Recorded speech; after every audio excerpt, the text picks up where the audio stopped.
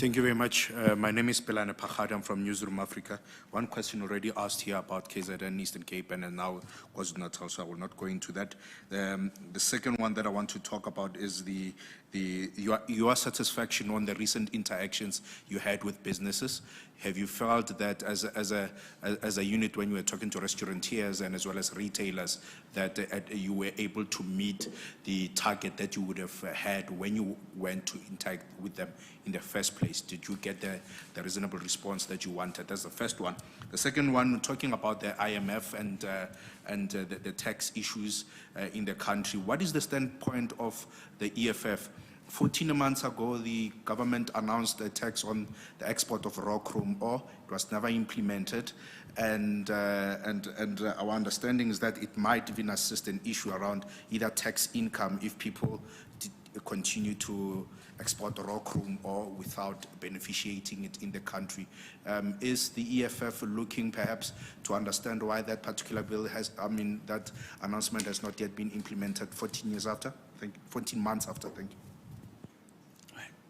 I'm Tumeleng at the Star. I've got a question concerning state security. If the CIC could express his view on, the minister in the presidency, being the minister in the presidency and playing a role in state intelligence. The question is, do you maybe think that President Cyril could use state intelligence for his own political battles?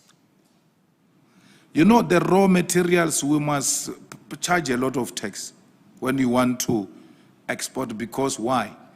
We want beneficiation. With beneficiation comes a lot of jobs. But the reason why it's not being implemented is because these mineral companies are owned by those who own South Africa.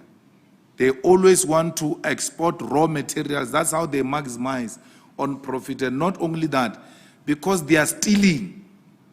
They don't even make proper declarations of how much they've extracted from our soil.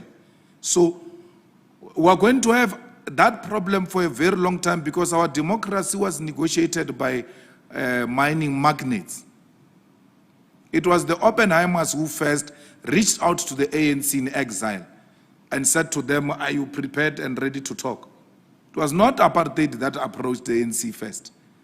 It was the Oppenheimers who went to the ANC first and then negotiated this settlement. So that's why they will do as they wish. I mean, the Oppenheimers have got a private airport at our OR Tambo. I will be visiting it. They will announce. That's a public facility where they've allocated a certain portion to the Oppenheimers.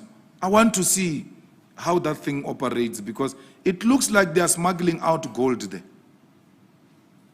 And a lot of minerals are being smuggled in.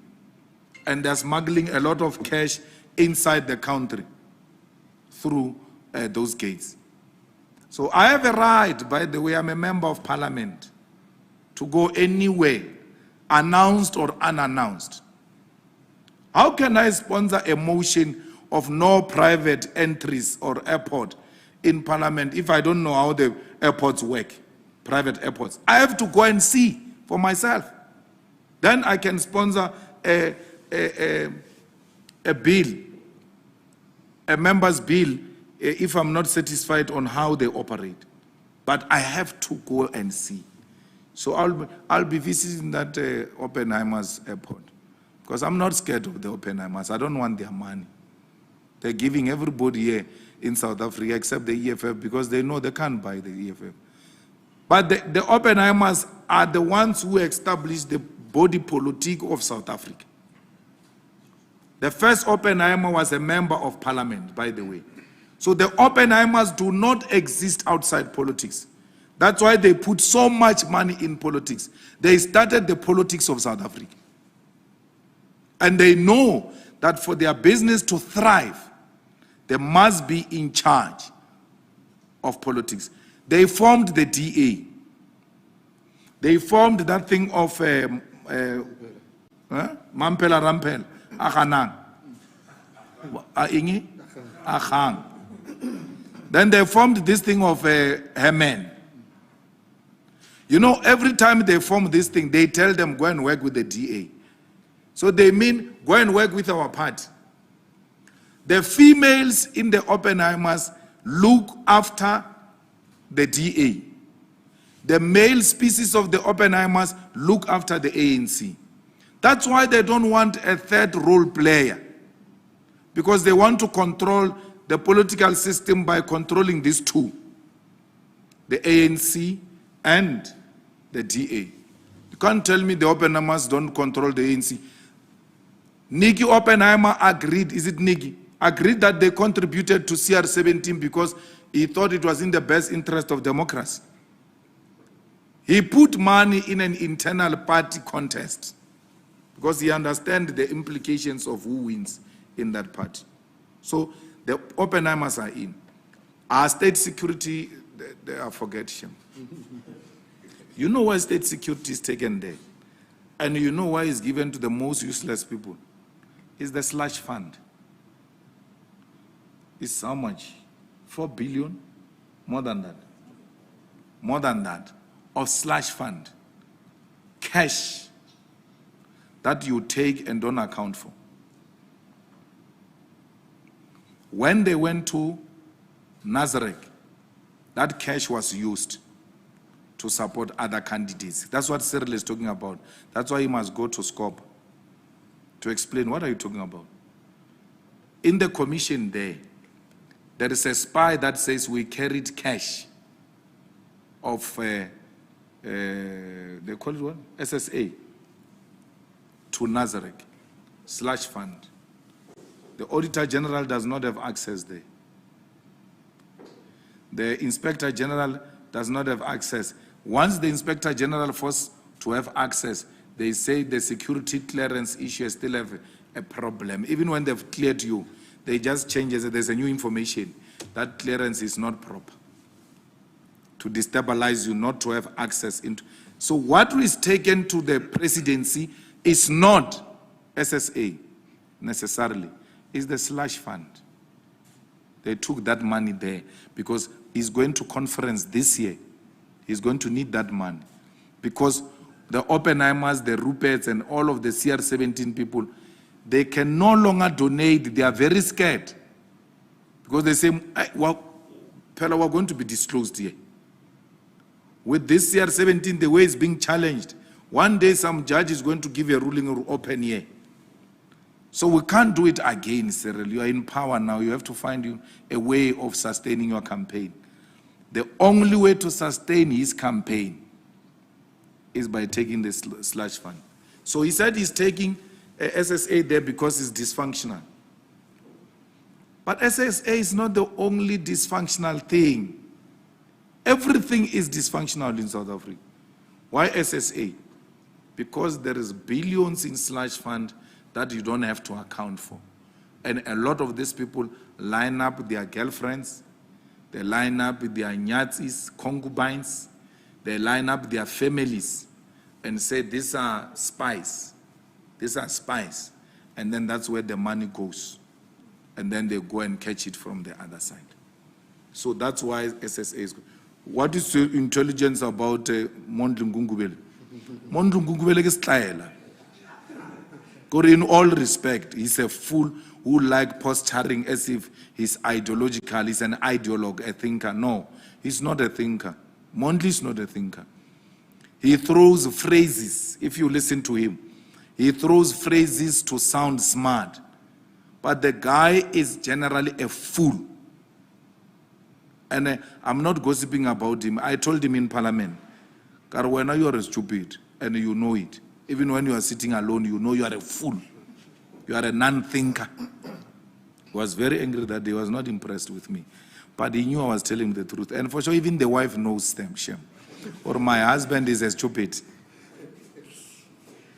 So, Mondli can't do anything to help Cyril. Nothing. They could have given it to Zizi. He's got his own problems of cash flow management. So, but he's still young.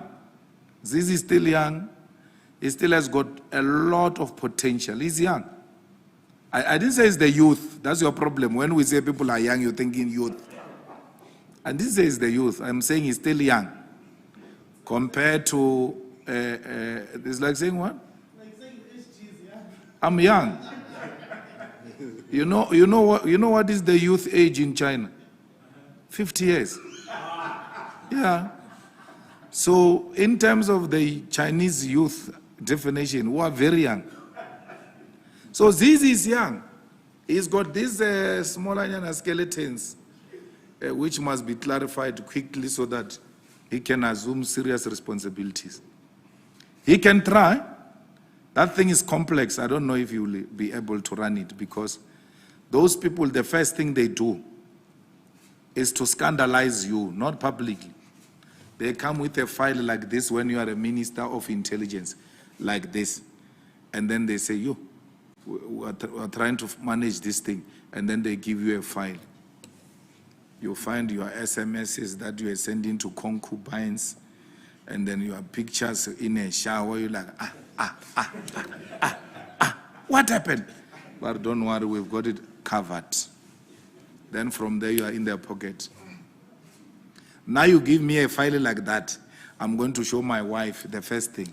Or this is what is happening. These guys gave me this thing. Because they want to blackmail me. You can go through it. You will decide if you are continuing or you are remaining here. Once my wife is proper, I take the file back to the office of SSA and tell them you can go to hell. No one is going to blackmail me. Why are you giving me this file? What do you want to do with it? Do what you want to do with it. Not going to live a life of a blackmail. So the reason ministers of intelligence are stuck and are undermined, those guys on arrival, they give you your file of gossip. They have paralyzed you.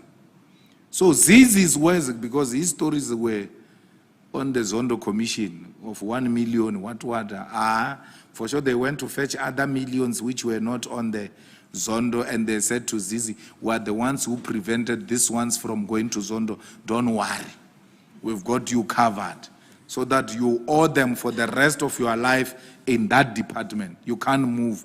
And then they continue buying luxurious houses with the slush fund money. It's a very complex situation. It needs the brave ones who can't be blackmailed. Yabo. Thanks, President.